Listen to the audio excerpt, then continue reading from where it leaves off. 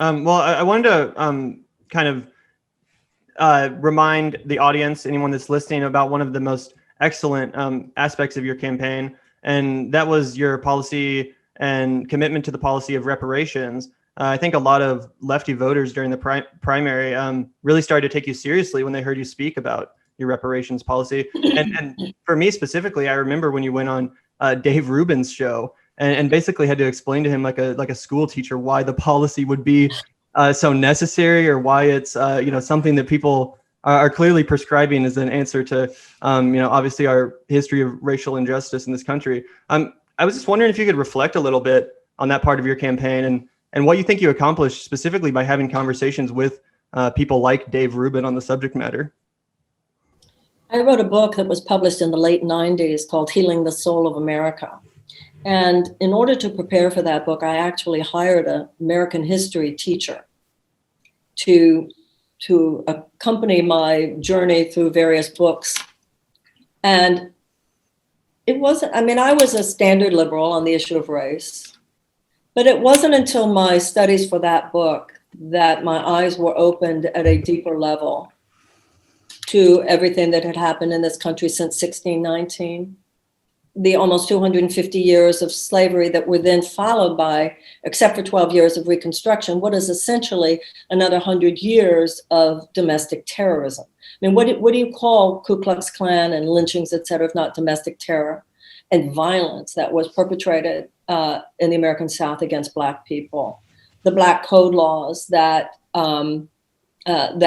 guaranteed they would have subpar economic and educational opportunities. What it meant that we passed the Civil Rights Act in 1964 to dismantle segregation, what it meant, the Voting Rights Act in 1965 to guarantee universal access to the ballot, what it meant that in 1968 Martin Luther King died. So the next step, which would have been, I believe, well, first of all, he was already talking about militarism, getting out of his lane, which I think is a big reason, I believe, why he was assassinated. But also he was getting to the issue of the economic gap, the systemic economic gap that had never been closed, and that was a legacy of slavery. Remember, at the end of the Civil War, there had been the promise of 40 acres and a mule. Historians said there were between 4 and 5 million former slaves, formerly enslaved people. At the end of the Civil War, the promise from Tecumseh Sherman was that every former slave family of 4 would be given the 40 acres and a mule, which, as you can imagine, would have meant, okay, you're not only no longer a slave, but you have the tools that you property owner that can vote. That's right. Pardon?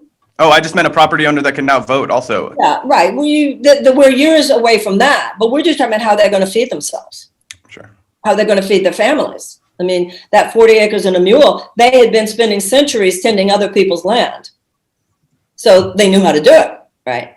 Okay, so when I saw all that, and I began myself to have a clearer view of the timeline and of the journey of race in America, and also very aware that Germany, since World War II, has paid $89 billion in reparations to Jewish organizations, which doesn't mean the Holocaust didn't happen, but it has gone far towards establishing psychological and emotional reconciliation between Germany and the Jews of Europe. And that war was over in 1945. Our war was over in 1865, and we are still just passing the baton of toxicity and pain from one generation to another. Now, I come from a background, my professional background is the field of universal spiritual principle. Well, you can't go forward in life. It's simply an issue of not only spiritual growth, but just any kind of personal growth. You cannot go forward in life until you've cleaned up the past. I think it was Faulkner who said the past isn't over. In fact, it's not past. So white America, as well as Black America, needs to complete the job. It wasn't, yes, I don't want to dishonor any of our ancestors, Black or white. The Civil War was not nothing. 600,000 people died. That institutionalized form of slavery, ending that, abolishing that, was no small deal. The Civil Rights Movement was no small deal. Passing the Voting Rights Act was no small deal. I'm not in any way diminishing what has occurred. It's just that not enough has occurred, and it's time for our generation to take the next step of this gaping wound, which is economic restitution.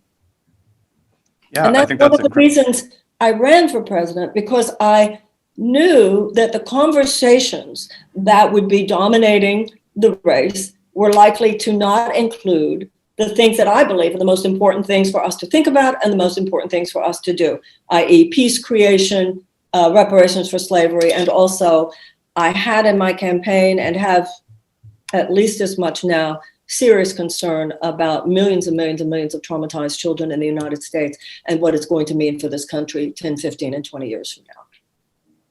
Yeah, 100%. And again, I just think you spoke with the moral clarity on the subject that I don't think was really matched by any other candidate in the race on that issue.